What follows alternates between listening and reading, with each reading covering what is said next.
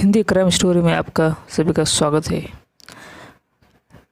आज मैं आपको एक क्रिमिनल की कहानी सुनाने जा रहा हूँ। भारत के इतिहास में तो यूँ तो अपराध की दुनिया में बड़े क्रिमिनल का नाम कुख्यात है, लेकिन एक क्रिमिनल ऐसा भी था जिसने दक्षिण भारत में खूब सा छाया था। यह अपराधी एक साइको किलर था। उसका टारगेट सिर्फ महिलाएं हुआ करती थी। वह उनके साथ रेप करता और बुरी तरह से टॉर्चर करके उनको मार देता था। माना जाता है कि इस साइको किलर ने अब तक 30 वारदातों का अंजाम दिया और मरने तक 19 औरत को मौत के घाट उतार चुका था। चार साल तक तमिलनाडु, कर्नाटक, आंध्र प्रदेश में बेखौफ होकर इन वारदातों का अंजाम देता रहा। ये क्रिमिनल कहता है कि रेप करने के बाद औरतों को मारने से पहले यातना देने में मुझे बहुत मज़ा आता है। इस कुख्यात क्रिमिनल का नाम था एम जयशंकर। तमिलनाडु के सलेम का रहने वाला कुख्यात किलर जयशंकर पहले पेशे से एक ट्रक ड्राइवर था। उसकी 3 बेटियां थी। उसने 2008 में क्राइम की दुनिया में पहला कदम रखा। उसका पहला दर्ज अपराध 3 जुलाई 2009 को हुआ था, जब उसने 45 वर्षीय पी श्यामला का रेप करके हत्या करने का उसका प्रयास किया।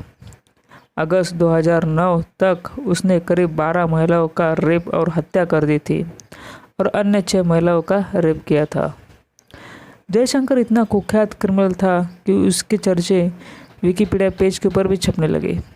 यहाँ से हमें पता चलता है कि जयशंकर हमेशा अपने साथ एक काला बैग रखता था और बैग में एक हथौड़ा और चाकू रखता था।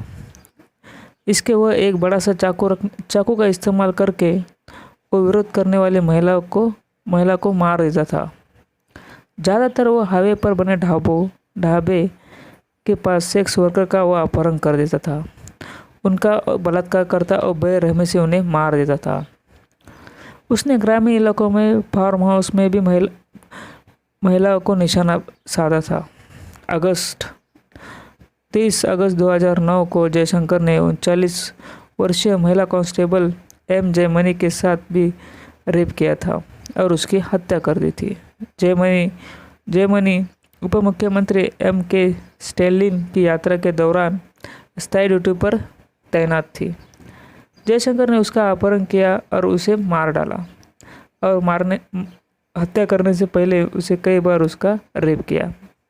पुलिस ने 1 महीने बाद 19 सितंबर को जयमनी का शव बरामद कर दिया था। पुलिस ने जयशंकर को पकड़ने के लिए एक बड़ा अभियान शुरू किया। 19 अक्टूबर 2009 को उसने गिरफ्तार कर लिया। उसे सेंट्रल जेल भेजा गया था। इस समय तक उसने तिरुपुर, सलेम और धर्मपुर में बलात्कार और हत्या के 13 अलग अलग मामले के आरोप में लगाए गए थे। हिरासत में जाते वक्त उसने खुलासा किया था कि महिलाओं के साथ रेप करना और उन्हें मार देना उसे बहुत मज़ा आता था।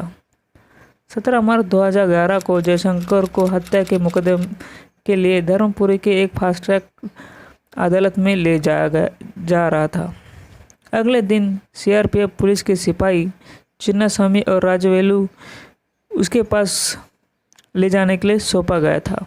रास्ते में जयशंकर ने सलेम बस स्टॉप पर लगभग 9:30 बजे के आसपास उनके कस्टडी से भाग गया।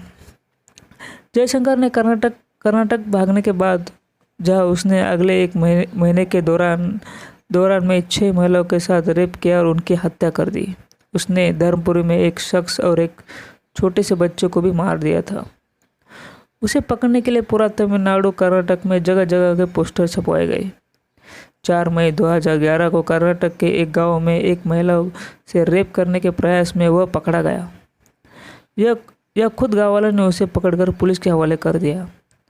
2011 में गिरफ्तारी के बाद जयशंकर को बेंगलुरु के अग्रहारा सेंट्रल जेल में रखा गया। उसे 27 साल की जेल की सज़ा सुनाई थी। यह उसकी मानसिक बीमारी का इलाज भी चल रहा था। इंडिया टुडे न्यूज़ रिपोर्ट के अनुसार 2013 में वह इस जेल से भी भाग निकला। पुलिस ने कर्नाटक के सभी पुलिस स्टेशनों में रेड अलर्ट जारी किया और महिला को सुरक्षित रखने का आह्वान किया था। उसकी गिरफ्तारी के लिए सरकार ने उसके सर पर 5 लाख का इनाम भी रखा था। पुलिस ने जयशंकर के अलग अलग फोटोग्राफ्स, प्रोफाइल के साथ 5 भाषाओं में हिंदी, कन्नड़, मराठी, तमिल, तेलुगु और 10,000 वांटेड पोस्टर और 75,000 पर्चियों छपवाए थे। कर्नाटक के अलावा ये पोस्टर तमिलनाडु, आंध्र प्रदेश, केरला और महाराष्ट्र में भी बांटे गए थे। पुलिस ने जयशंकर को 6 सितंबर 2013 को गिरफ्तार कर लिया। जयशंकर को सज़ा काटने के लिए सेंट्रल जेल भेजा गया। यह उसे 24 घंटों सीसीटीवी निगरानी में रखा गया और अतिरिक्त रोशनी के साथ साथ उच्च हाई सिक्योरिटी में भी रखा गया। उसके सेल का लॉक इस तरह से डिज़ाइन किया था कि जयशंकर उसे तोड़ ना पाया।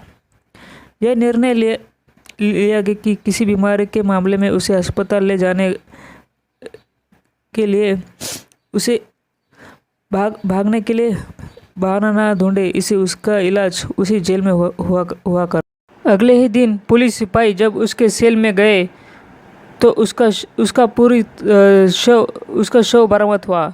पता चला कि उसने ब्लेड से अपने आत्महत्या कर दी, जो कि एक दिन पहले उसने एक नाई से चुरा लिया था। इस तरह से एम जयशंकर का अंत हो चुका।